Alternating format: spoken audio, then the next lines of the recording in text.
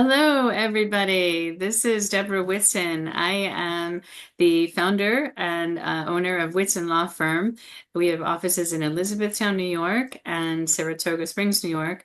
I'm also the founding owner of MediatedOnlineSolutions.com, providing virtual family law related mediation services all over the globe. And I'm so delighted tonight to be hosting this Divorce Like a Pro series focusing on conscious uncoupling with certified conscious uncoupling coach Julianne Gessler of Saratoga Springs, New York. Welcome, Julianne. Thank you. It's great to be here. Thanks for having me. So happy to have you, and I'm really excited to dive into this topic. And I know our viewers and listeners are going to be really fascinated by your knowledge and experience with conscious uncoupling. And I'm intrigued. I know a little bit about it, but I'm looking forward to learning more and diving in with you tonight. But why don't you take a second to do a more full introduction to our audience before we dive into the subject? Okay, thank you.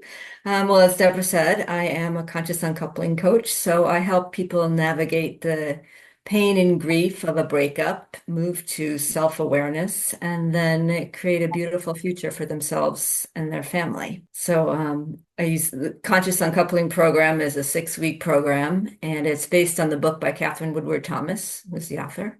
And it has in it 5 specific steps that take you from dealing with the initial, strong emotions of a breakup, moving into self-awareness of maybe self as source and how you contributed to the situation, learning new skills and capacities, and then working towards better communication and creating a beautiful life after the divorce. So, before we dive into the meat of it, I'm curious, and maybe our viewers are too, what drew you to this work? Well, my own personal experience with my divorce. I wasn't aware of the conscious uncoupling program when I went through my divorce, but I did have an example. My sister had gotten divorced a number of years before that, and she and her husband had a great relationship afterwards. He was still at all the holidays. He was still part of the family. So I knew that that was possible, which is a huge part of it. Just knowing that that is something that can happen can make it much easier.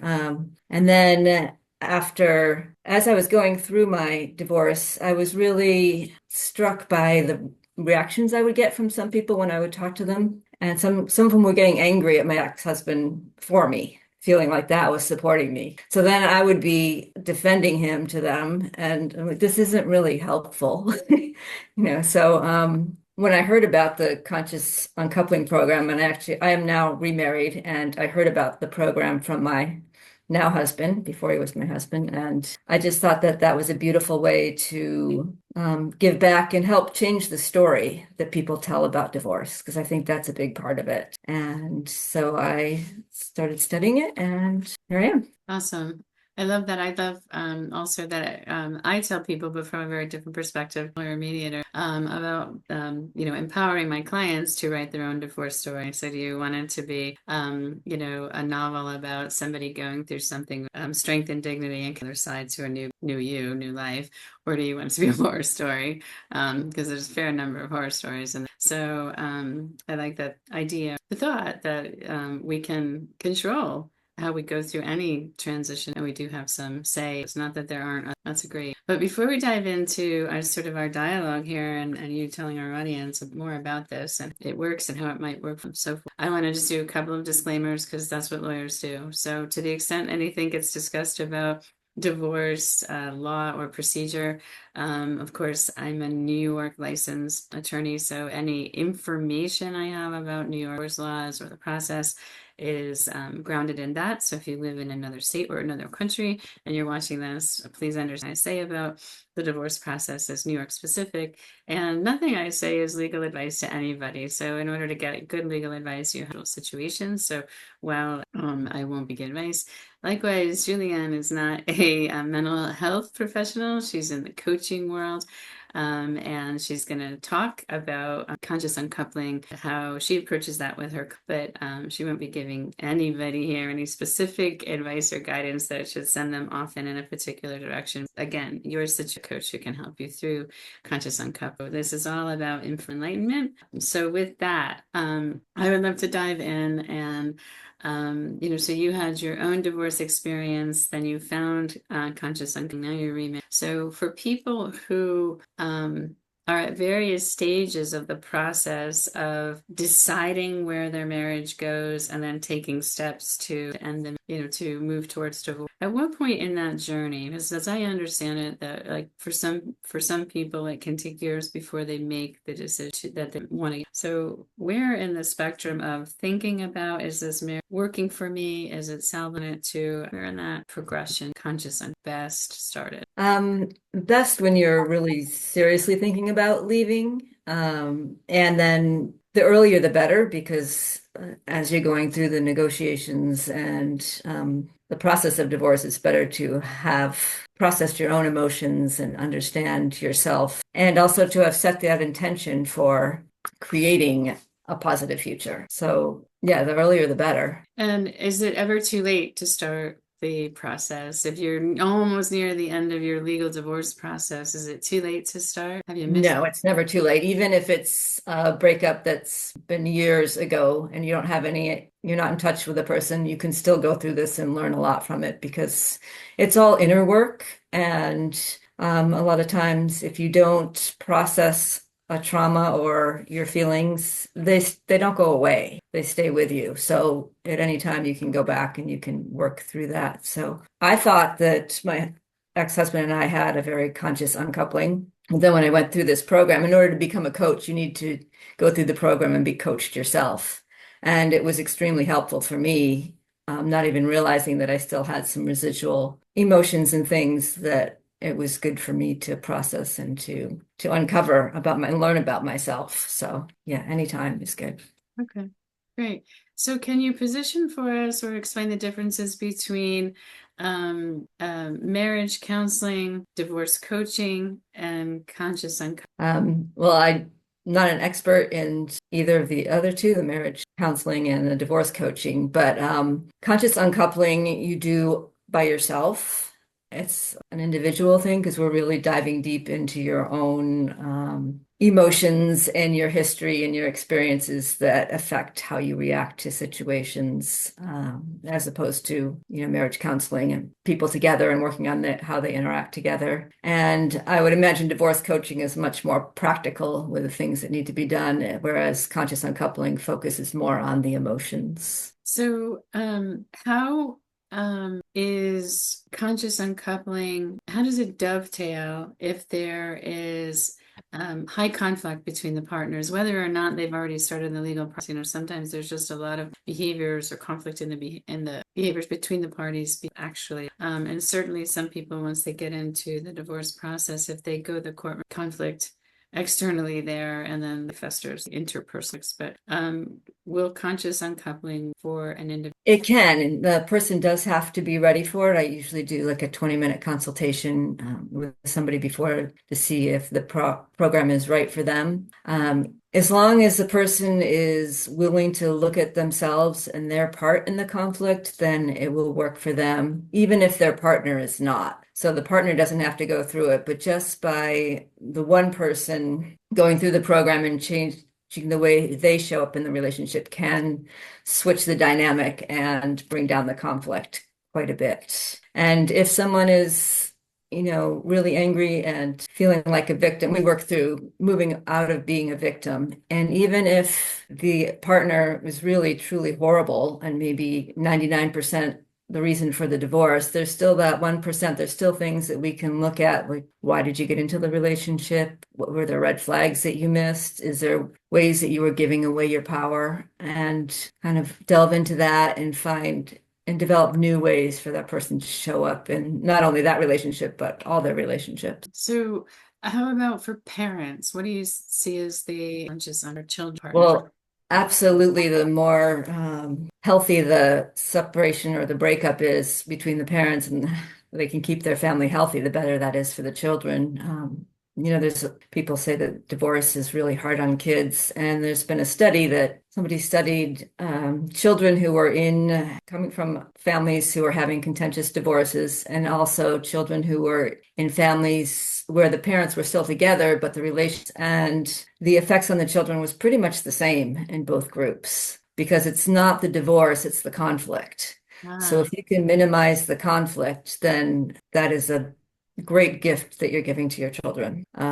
My kids thank me all the time for the relationship that I have with their father and the way we're able to celebrate holidays together. And we used to co-parent. The kids are grown now, but they're very appreciative when they see friends of theirs who have parents who had more difficult divorces and seen the pain that that causes. well, I bet you gave a lot of people watching this video conversation a release of some guilt because I hear so many of the clients I've had over my 30 years of practicing law who have this guilt and angst about am I being selfish getting out of a relationship or partnership because the children regret that their parents weren't intact, they didn't grow up in. So I think, whew, if I'm not damaging my children, it's actually worse if there's a lot of conflict in a relationship. Yeah, that is an unfortunate myth that is out there. And it's not just the conflict, but one thing my daughter said to me is she noticed that I changed after my divorce and I was more myself, and she appreciated that as well. So if you need to get divorced to for you both to be happy, then if you're happier parents, then that's also the children. Yeah, I think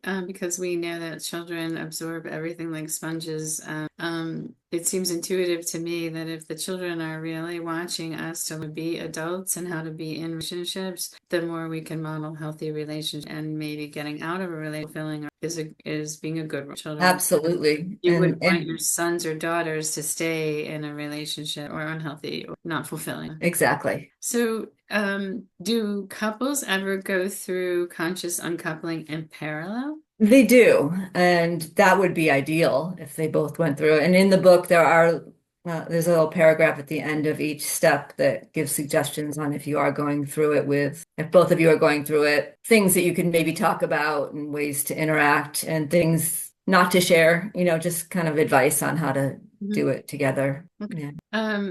Can you take us through the steps or stages if someone was considering to entering into conscious uncoupling coaching? What might they expect, and how long does the process last? Sure. So it is a 6-week program. The first week is kind of an introductory where you'd share your story, and I would get more information about the situation and talk about what's going on right now for the person. Then step one is finding emotional freedom. That's where we're dealing with the strong emotions and setting an intention to make something beautiful of this parting. So where you're actually deciding that that is what you want to do. And then step two is reclaiming your power in life. And that's where you start reflecting on yourself as a source and you look at what you brought to it that may have contributed or where you maybe let yourself down. And also crafting a way of telling your story that's not making you the victim. So that is empowering. And then the next step is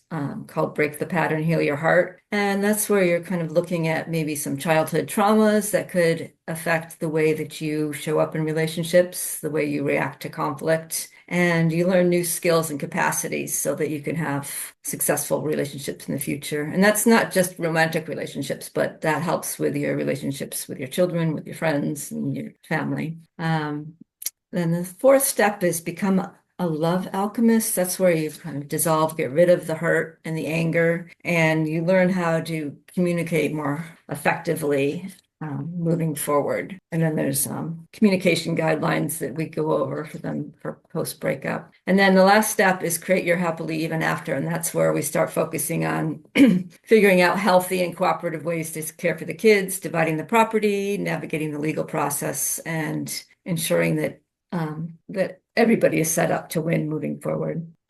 Excuse my voice. Stretchy. Do you have water nearby? And then so that's the program. And then after somebody's done with that, they can continue on for, weekly or every other week to just check-ins and stuff. So it seems like there can be a lot of insight gained and knowledge that might help somebody think different. Absolutely. Part of Yeah. it too. Yeah. Yes. Yes. So, is there research that say that people who go through this tend to have better relationships or healthier, Um, happier, there, stable? there is, I can't cite any, I don't know if there's any specific studies, but yeah, absolutely, because you're learning how to navigate a relationship. And so that stays with you in all your relationships moving forward. Because we don't, we grow up and we learn how to have a relationship from our parents and the people we see around us. And, maybe that wasn't the greatest example. And that kind of happened to me. My parents were married, they stayed married, and their relationship was fine, but maybe not as good as one should hope for, Right. Yeah. saying that. And so I feel like, that sets up your expectations. If you're not expecting a lot, then you probably won't get a lot. So Wow, that seems to be a real bonus almost. As I'm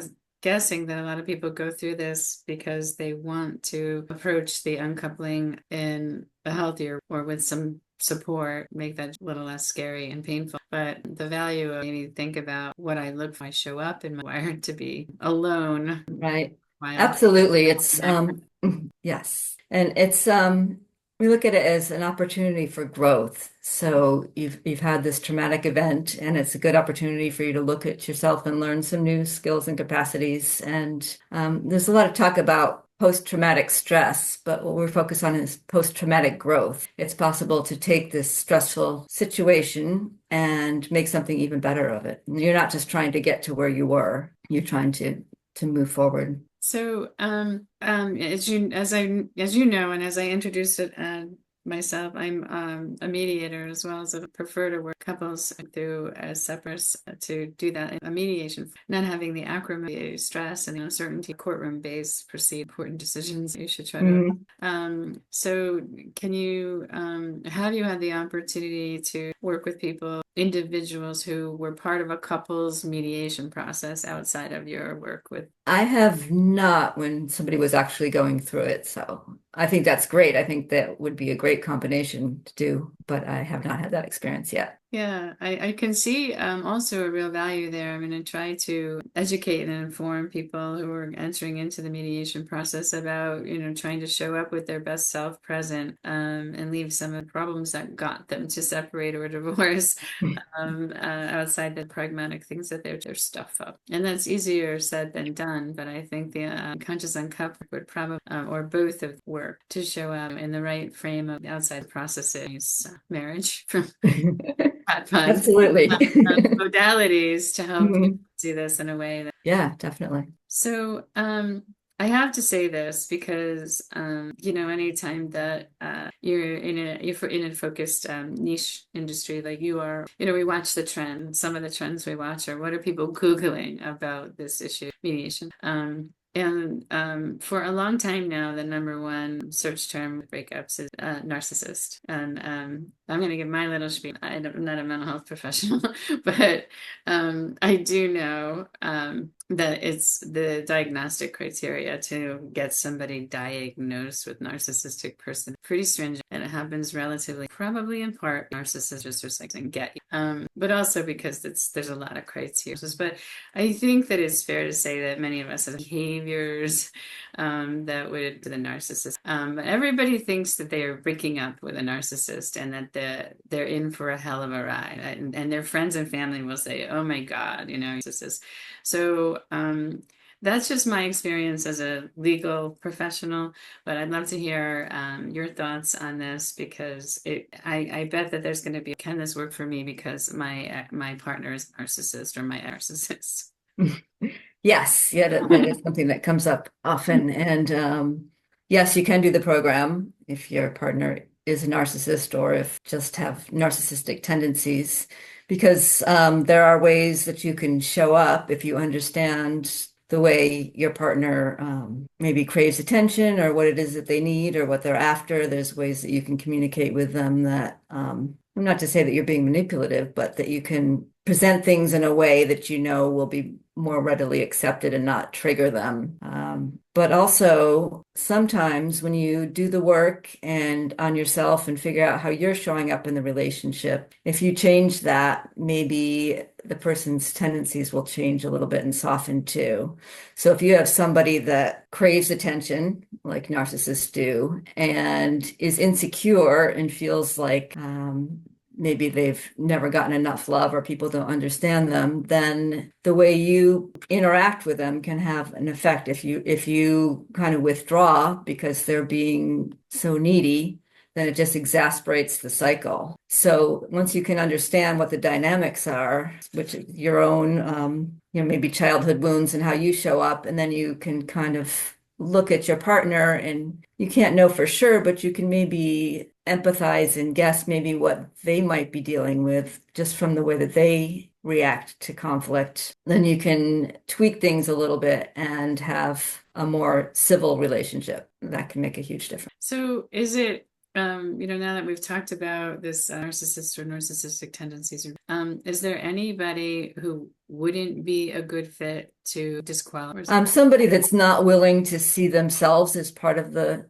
problem or the issue. Yeah, that just because in the program. So if somebody is truly a narcissist, then conscious uncoupling won't work for them, unfortunately, but it will work for their partner and just how to deal with that moving forward. So we talked at the outset of this that is kind of falls in the general umbrella or realm of coaching as opposed to mental health counseling. Is it a good idea? Mental health in tackling, is that helpful? That can be very helpful. So it depends on the individual. And if somebody is already in therapy or counseling, then we would suggest that they talk to their therapist or counselor about the fact that they want to do this and get their advice because they have a better idea of their mental health at that point. But it can be a good supplement because it is a coaching program.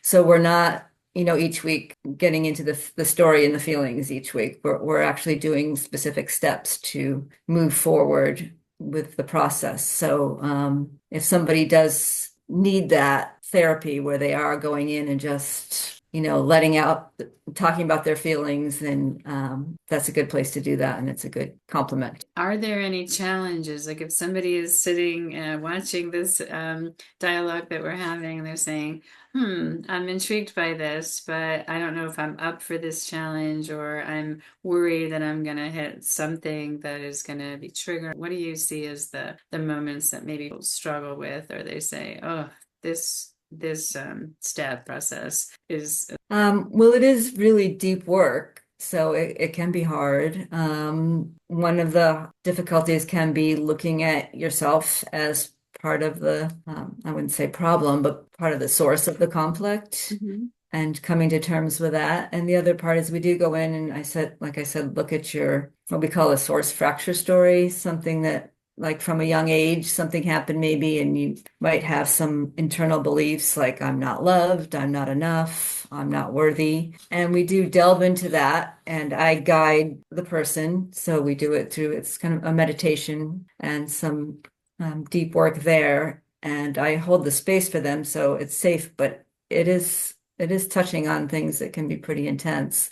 So if someone's worried that they can't handle that emotionally, it's probably good to have a therapist or counselor at the same time so that they can talk to that person if things get brought up that they're having a hard time handling. So what would you say to somebody who said, I'm going to buy the book and I am a DIYer, right? It can be done. It's definitely a lot easier to do it with someone else, to be there and hold the space. I have had people, so you read the book and you can read about the exercises and you do them on your own. And then when we meet in the meetings, I'll ask the person if they did it and they said yes. And I'm like, well, would you like to have me do it with you? And we do it. And they're like, wow, that was a lot different than when I did it on my own. We're able to get much deeper when you have someone there holding the space for you. But yeah, the book is written so you can give it a shot on your own. Okay. It seems that I'm just going to speak for myself, that I have blind spots. I don't see myself entirely objectively. So I don't know if I was going through the program that without some honest feedback about, yeah, Deborah, you're cutting corners there, or you're not really seeing realistically or objectively. Exactly. I would get a lot less. Right. It's like reading a self-help book or going in for therapy, and it's a big difference. So This has me thinking, how can my law firm staff, like we think we are really cutting edge because works with that means they've gone through emotional association is grounded in neuro-linguistic people who naturally have occasions going through stressful times. So people under stress, even predominant, they might lay things down verbally, might be visual. So those may be their primary information, but even those can get short-circuited when they're really stressed. So our staff is trained and recognized, use the mode of communication plan and signaling in there, and then using multi-contact a video. So if in case your visual guidebook, book, resource blog or something that's written, we may send you a voice message accessing sources. And so there's a bunch of different ways there. So we think we're pretty attuned and sensitive to what we're going through. Many that much different depth. Mhm. So there's these stages. But what, with the work that you do, the progression you step people through, what advice would you for us to best support? It sounds like you're doing a great job. I am impressed with all that you just said and what I've read about your firm and how you approach it, which is very different than a lot of the way a lot of divorce lawyers, or at least the reputation of divorce lawyers.